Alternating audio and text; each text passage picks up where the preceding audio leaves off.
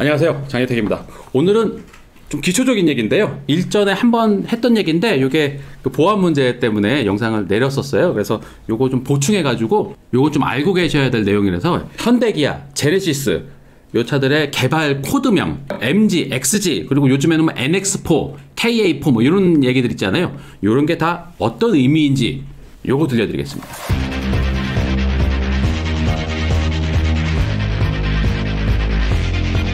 미디어 오토. 자, 코드명, 뭐 개발 코드명 뭐 이렇게 얘기도 하는데요. 요거 왜 하냐 물어보시는 분들이 많은데 이 개발 중에는 차 이름이 정해져 있지 않아요. 차 이름이 없어도 개발자끼리는 뭔가 소통이 돼야 되잖아요. 그렇기 때문에 이제 개발 코드명 이런 것들이 생기는 겁니다. 자, 게다가 뭐 이름이 정해져 있는 경우도 있잖아요. 뭐 소나타, 그랜저, 아반떼 이런 거는 계속 이름 계속 가져가잖아요. 그러니까 이름이 정해져 있다고 해도 세대별로 또 이름이 또 다르게 되고 뭐 이런 여러 가지가 있잖아요. 뭐 소나타 몇 세대인지, 소나타 몇 년식인지, 뭐 아반떼 몇 세대인지, 뭐 이런 것들을 소나타 몇 세대, 아반떼 몇 세대, 뭐 아반떼 2012년식, 2021년식 중고차 현장에서는 이렇게 부르기도 하지만 개발자끼리는 좀 간단하게 이렇게 얘기하거든요. 그래서 개발 코드명이 필요한 겁니다. 실제로 이 자동차 개발자들 사이에서는 실제 차명은 막 가물가물해도 이 개발 코드명은 오히려 더 익숙하신 분들이 꽤 많아요. 그리고 뭐 이렇게 좀 큰 기업에 다닌 분들은 대부분 좀 아실 거예요. 이게 약자로 뭔가를 부르는 게 상당히 많습니다. 문서 작업할 때도 그렇고 뭐 회의 장소에서도 그렇고 대부분 다 이렇게 약자로 줄여서 부르기를 많이 하죠. 최대한 단순하게 부르기도 하고 뭐 회의하는 중간에도 뭐 사람 이름을 그대로 부르거나 뭐 이런 거보다는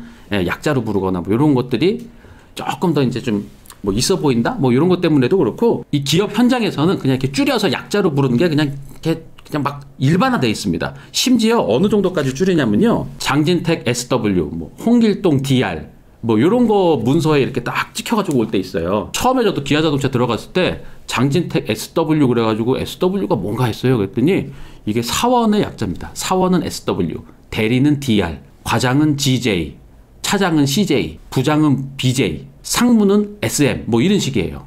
뭐 지금이야 뭐 직급들이 다 뭐 없어지고 매니저로 부르고 뭐 이렇게 하지만 예전에 저 때만 해도 과장, 대리 뭐 이런 것들이 아주 명확하게 딱 있었거든요. 그거를 장진택 사원 이렇게 안 부르고 장진택 SW 문서에는 보통 이렇게 많이 적었었습니다. 여튼 신차 개발할 때는 영문자나 뭐 숫자 같은 거 붙여가지고 이렇게 코드명, 개발 코드명으로 많이 부르는데 이 개발 코드명 안에 여러 가지 의미를 집어넣기도 하고요. 아니면은 뭐 의미가 없는 영문이 이렇게 들어갈 때도 있어요. 하여튼 여러 가지로 구분해야 되고 기호화해야 되기 때문에 이런 코드명이 반드시 필요했던 겁니다. 현대자동차가 처음 독자 모델을 개발할 때, 포니 개발할 때부터 이 개발 코드명이 있었습니다. 포니의 개발 코드명은 110이었습니다. 포니가 왜 110이냐? 요거는 정확히 아시는 분이 없는데 그 몇몇 분들이 추정하는 게 이 포니의 기본이 된 게 미쓰비시 랜서라는 차거든요. 미쓰비시 랜서가 당시 개발 코드명이 A70이었어요. A70. 요게 세단형이 A70이고 요거 쿠페형이 뭐 A90,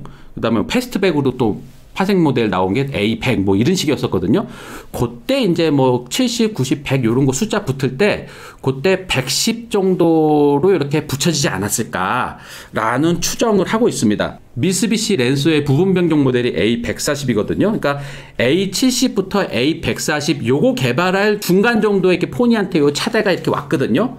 그래서 아마 110 정도의 숫자가 매겨져서 이렇게 오지 않았나라는 추정을 하고 있습니다. 포니 이후부터는 현대자동차에서 영문으로 딱 코드명을 붙였어요. 그래서 포니 등급의 이런 소형차는 X카, 그래서 X1, X2, X3 이렇게 세대별로 진화해 갔고요. 그 다음에 중형차 스텔라는 Y카였습니다. 그래서 스텔라 Y가 Y1, Y2, Y3 이렇게 이제 소나타로 이렇게 이어지고요. 그 다음에 X카, Y카, 그러니까 소형차와 중형차 사이에 이제 준중형차급이 이제 엘란트라부터 들어갔는데 요 엘란트라가 J카였습니다. J1카, J2카 이런 식으로 이제 개발이 되면서 아반떼 이렇게 이어졌던 거예요. 근데 뭐 언제나 X카, 뭐 Y카, J카 뭐 이런 것만 있었던 게 아니고 파생 모델은 좀 뜬금없는 코드명이 붙여지기도 했었어요.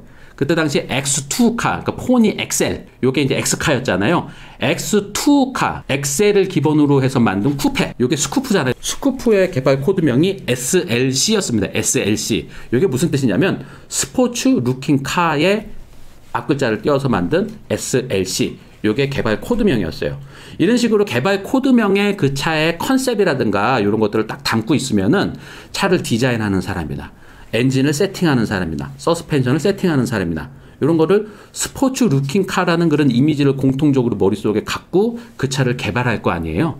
그래서 개발 코드명에 그 차의 의미를 이렇게 담아서 개발 코드명을 붙인 예들도 꽤 있습니다. 여튼 현대자동차는 X카, J카, L카, 그랜저급의 L카였어요. 이런 식으로 한 영문자의 뒤에 세대별로 숫자를 붙이다가 요게 이제 차종이 많아지다 보니까 요게 두 글자로 바뀝니다.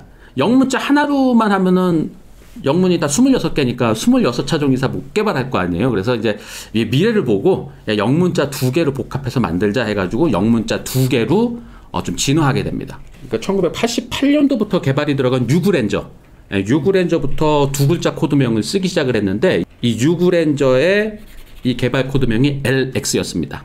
이 두 자리 코드명 붙일 때부터 일련된 규칙을 마련을 했는데 이 두 영문자 중에 뒤에 거, 이 뒤에 게 차급을 상징을 하고요. 앞에 거는 임의로 붙였다고 해요. 그래서 아반떼는 D 세그먼트였잖아요. 그래서 아반떼는 다 뒤에 D가 붙고요. 앞에가 아반떼 XD, 아반떼 HD, 아반떼 MD, AD 이런 식으로 앞에 영문자만 바꿔가면서 이렇게 세대별로 진화를 했고요. 그랜저는 그랜저의 G자, 그랜저의 G자가 뒤에 붙고 앞에가 XG, TG, HG 이런 식으로 세대별로 이렇게 진화했고, 소나타는 F예요. F. 그래서 EF, NF, YF 이런 식으로 이렇게 진화했죠. 요게 뒤에는 차급을 상징하는 영문, 앞에는 임의로 붙인 거라고 했는데 어떨 때는 이걸 이렇게 의미를 담고 있던 적도 있고 의미가 없었던 적도 있고 그렇습니다. 의미가 있었을 때는 EF 소나타 요거 할 때 이제 광고로도 EF 소나타를 엘레강스 필링, 약간 좀 우아한 느낌 요런 걸로 많이 어필했었잖아요. 그래서 엘레강스 필링의 약자인 그 EF 요런 식으로 했다고도 했었고, NF 소나타로 넘어갔을 때는 요게 네버 엔딩 페임 요런 식으로 해석을 했었어요. 이게 불멸의 명성. 이거 좀 약간 과한 느낌인 것 같은데 그래서 조금 억지스럽고 막 이랬는데, EF, NF 요럴 때만 해도 뭔가 코드명에 의미가 들어가 있었는데 그 이후로는 딱히 의미가 들어간 게 그렇게 있지는 않아요. 현대자동차에서 이 두 글자 코드명을 활발하게 쓰던 1990년대에 이 현대전공, 이 현대전공에서도 신차 개발이 들어가는데, 현대전공은 사실 그 당시에는 사륜구동차, 일본에서 산타모, 파제로 이런 거 이렇게 들여와가지고 만들던 회사였잖아요. 그래서 독자 모델이 없었는데 현대전공도 독자 개발 만들자 해가지고 갤로퍼를 베이스로 해서 좀 럭셔리한 SUV 만들자 해가지고 프로젝트가 시작이 된 게, 당시 회장님이었던 정몽구 회장, 그때 당시 정몽구 회장은 현대전공 회장이랑 현대산업개발 회장 이런 거를 겸직하고 있었어요. 하여튼 이 회장님이 직접 지시를 해가지고 이 테라칸 갤로퍼를 베이스로 만든 럭셔리한 SUV를 만들어라, 회장님이 직접 지시를 해서 프로젝트가 시작이 됩니다. 근데 이 프로젝트명이 HP예요. HP. 이 HP가 무슨 뜻이냐? 이게 한간에는 안 알려졌는데 현대자동차 내부에서는 이 HP는 회장님 프로젝트다. 회장님 프로젝트다 해서 HP 이렇게 붙였다라고 저도 이제 기아자동차 들어갔을 때 이 얘기 들었습니다. 근데 1990년대에 이러저러한 일들이 많았죠. 현대자동차가 기아자동차 이렇게 흡수 합병하고 막 이러면서 전반적으로 두 글자 코드명으로 현대기아 차들이 다 개발이 됐습니다. 근데 이 두 글자 코드명으로 막 개발을 하다 보니까 이 기아자동차까지 합쳐지고 막 이러다 보니까 차종이 확 많아지는 거예요. 게다가 이제 2000년대 넘어가고 막 2010년대 넘어가고 막 이러면서 차종이 많아지고 막 이러다 보니까 두 글자로도 이게 한계가 있는 거예요. 이 영문자 2개 이렇게 조합해가지고 만들 수 있는 이 경우의 수가 대략 한 600여 가지 정도 되거든요. 요게 이제 앞날을 보면은 이게 겹칠 수밖에 없는 거예요. 요 코드명을 세 자리로 바꿔야 된다라는 요 분위기가 있을 때 이 알버트 비어만 사장을 영입을 합니다. 2015년도에 알버트 비어만 사장을 영입을 하면서 해외 인력들이 대거 연구개발진으로 영입이 돼요. 그러니까 이제 외국 사람들이랑 많이 일을 해야 되고, 또 외주 회사들도 해외 회사들이 많아졌습니다. 부품 회사들이나 이런 회사들이 이제 우리나라 회사들 외에도 글로벌 회사들한테 외주 개발을 주고 해서 글로벌 회사들이랑 같이 공동 개발하는 프로젝트가 많아졌어요. 이러다 보니까 두 글자 코드명의 단점들이 많이 보였던 거죠. 근데 두 글자 코드명 잘 보세요. 앞에는 임의로 붙인 거, 뒤에가 차급이에요. 이러다 보니까 엑셀로 뭔가 프로젝트명을 쫙 정리를 하면은 앞글자가 기준이 없이 막 들어가 버리니까 이게 막 무순으로 정렬이 되는 거예요. 알파벳 순으로 붙이면은 뭔가 이렇게 일련된 어떤 규칙에 의해서 이렇게 딱 정렬이 될 텐데 이 뒤에가 차급이란 말이에요. 뒤에 영문자가. 그러니까 이게 엑셀로 정리를 하면은 중구난방으로 이렇게 정렬이 되는 거예요. 그래서 맨 앞에를 좀 단정하게 차급으로 맨 앞 글자를 영문으로 가져가고, 예, 그리고 뒤에 또 뭐 하나 또 영문으로 가져가고, 그다음에 몇 세대 하는 거는 숫자로 가져가고, 요런 식의 세 자리 코드명으로 바뀌게 됩니다. 요게 이제 알버트 비어만 사장이 이제 막 진두지휘 해가지고 할 때 이렇게 세 자리로 바꾸고 뭐 해가지고 대충 이렇게 짜줬는데, 요게 첫 번째 영문은 A, B, C, D 순으로 차급이에요. 세단에서만 A, B, C, D 이렇게 가는 겁니다. A는 경차, B는 액센트 같은 등급의 소형차, 그 다음에 C는 아반떼 같은 준중형, 그 다음에 D는 소나타, 그 다음에 그랜저 같은 거는 A, B, C, D, E가 아니고 그랜저는 G가 됩니다. 그랜저는 아마 그랜저 때문에 G인 것 같아요. SUV는 소형부터 Q, S, N, M, L 이렇게 됩니다. 소형부터 Q, S, N, M, L. 또 왜 그런지 모르겠는데 이런 식으로 그냥 정했더라고요. 이 두 번째 붙는 영문은 차의 혈통을 뜻한다고 생각하시면 돼요. 현대자동차 세단이면은 N, 기아자동차 세단이면은 L, 현대 SUV면은 X, 기아 SUV면은 Q. 이런 식으로 어느 회사의 어떤 종류의 차냐라는 차의 혈통을 이 두 번째 영문이 뜻합니다.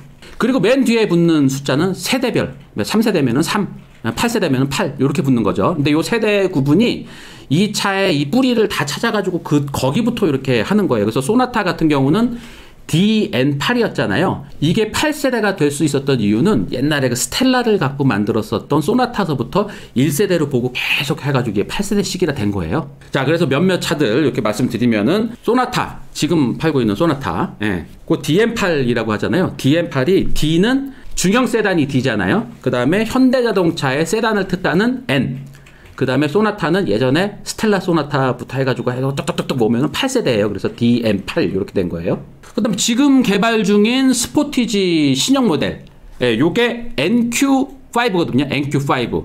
N, 요게 준중형 SUV예요. SUV는 소형부터 Q, S, N, M, L 이렇게 한다 그랬잖아요. 그래서 N, 요게 준중형 SUV. 투싼이랑 스포티지 정도 등급이 N이에요. 기아의 SUV는 Q를 붙인다 그랬잖아요. 그래서 NQ. 그 다음에 스포티지는 예전에 프레임 바디로 만들었던 시절부터 이렇게 오면은 5세대입니다. 그래서 NQ5 이렇게 된 거예요. 같은 예로 뭐 투싼도 뭐 같은 등급이니까 앞에 N이 붙겠죠. 그 다음에 현대자동차의 SUV는 X를 붙인다 그랬잖아요. 그래서 NX. 그 다음에 투싼은 4세대잖아요. 스포티지보다 역사가 짧습니다. 한 세대가 짧아요. 그래서 투싼은 NX4. 지금 팔고 있는 투싼이 NX4예요. 근데 이 투싼을 베이스로 만든 픽업 트럭, 이게 산타크루즈라고 해서 미국에만 판다 그러는 차 있잖아요. 요게 코드명이 NX4의 뒤에 또 다른 의미를 이렇게 붙여서 만들기도 합니다. 그래서 이 미국에서만 파는 투싼 베이스의 픽업 트럭, 요게 NX4A5B라는 좀 약간 긴 코드명인데, 이게 어떤 의미를 하냐면 NX4는 투싼을 의미하는 거예요. 그 다음에 A는 아메리카, 미국 생산이다. 예, 이런 의미죠. 그래서 NX4A. 그 다음에 OB는 오픈베드. 예, 뒤에 짐칸이 오픈되어 있다. 그래서 NX4A5B. 이게 투싼 베이스로 만든 픽업 트럭 산타크루즈의 코드명이 된 겁니다. 제네시스는 또 별도인데요. 제네시스는 세단은 R, SUV는 J. 요렇게만 시작을 한다. 요 정도까지만 알고 계시면 될 것 같아요. 그 두 번째 숫자는 딱 정해지지가 않는 것 같아요. 아직까지는 좀 임의로 붙는다는 느낌이 있어요. 자, 일단 개발 코드명 요 정도까지만 알고 계시면은 우리가 이제 앞으로 스파이샷이라든지 예상도라든지 이런 거 할 때는 어쩔 수 없이 이렇게 코드명을 말씀드릴 수밖에 없고, 그리고 뭐 소나타나 그랜저나 이런 거를 제가 뭐 영상에서 말씀드릴 때 소나타 몇 년형이요 이렇게 말씀드린 것보다 소나타 DN8 아니면 소나타 YF 이런 식으로 말씀드리는 게 좀 더 명확하게 이렇게 소통이 될 수 있기 때문에 앞으로도 코드명 요거를 많이 말씀드릴 수밖에 없습니다. 그래서 요 코드명을 이렇게 말씀드리는 거고, 요거를 알고 계셔야지 다른 자동차 기사를 볼 때도 이 코드명들이 사실 많이 나오거든요. 예, 그리고 현대기아차 제네시스만 이 코드명이 많이 나오는 게 아니고 BMW나 벤츠, 뭐 포르쉐 이런 역사적으로 꽤 오랫동안 혈통을 유지하고 만드는 회사들은 어쩔 수 없이 코드명으로 얘기를 할 수밖에 없습니다. 뭐 벤츠 E클래스인데 뭐 W124가 뭐 단점이 어떻고 W124의 차대를 가지고 어떻게 만들었고 이런 얘기들을 많이 하시잖아요. 근데 이거를 자동차 어느 정도 알고 계시면은 요 코드명을 모르고서는 소통이 잘 안 될 정도로 지금 코드명이 이제 개발자 사이를 벗어나서 자동차 좀 안 쓰는 분들 사이에서도 이 코드명이 그냥 아무렇지도 않게 쓰이고 있어요. 그래서 코드명은 어느 정도는 좀 아셔야 된다는 요 의미에서 요 내용을 정리해 봤어요. 포르쉐나 뭐 벤츠, BMW 같은 이런 유럽 브랜드들도 이제 코드명 같은 거 한번 말씀드려야 되는데 이것도 나중에 모아서 요 수입차들 요런 코드명도 한 번 더 영상으로 만들어서 보내드리도록 하겠습니다. 오늘은 여기까지입니다. 고맙습니다. 미디어 오토